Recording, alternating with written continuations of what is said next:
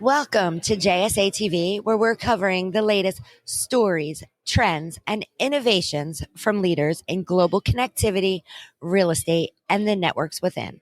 I'm Buffy Harakitis of JSA, and joining me today is Alex Goodall. He is the founder and CEO of Clean Energy Capital.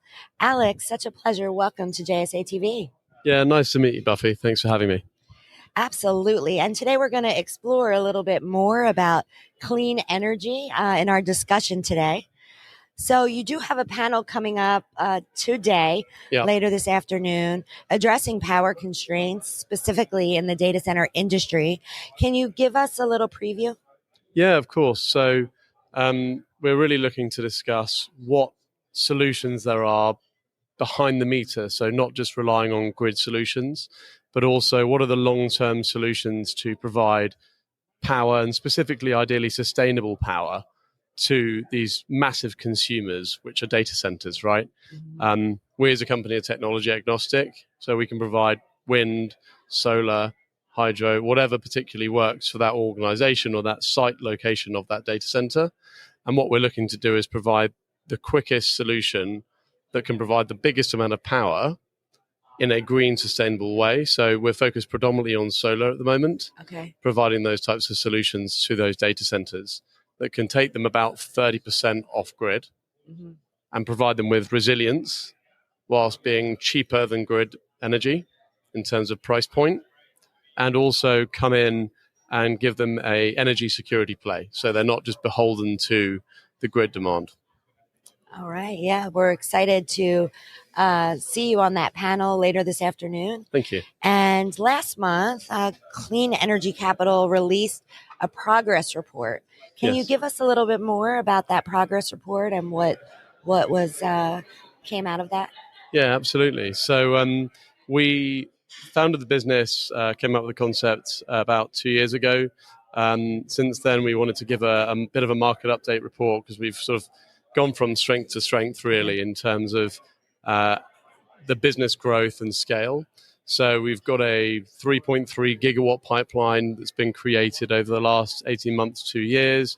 We've grown from 5 to 22 people.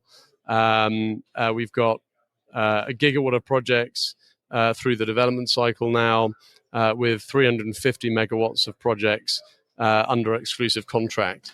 So we've been able to achieve an incredible amount. That's just in the UK.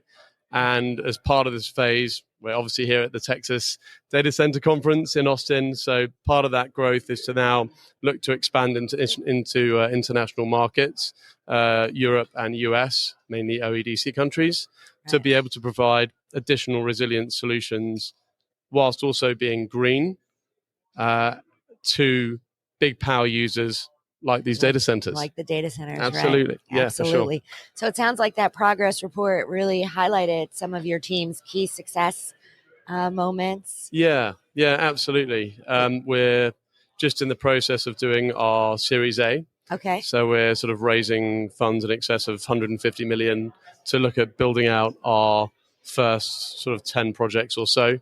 To then look at, like I said, to also then expand the business into the other territories around the world.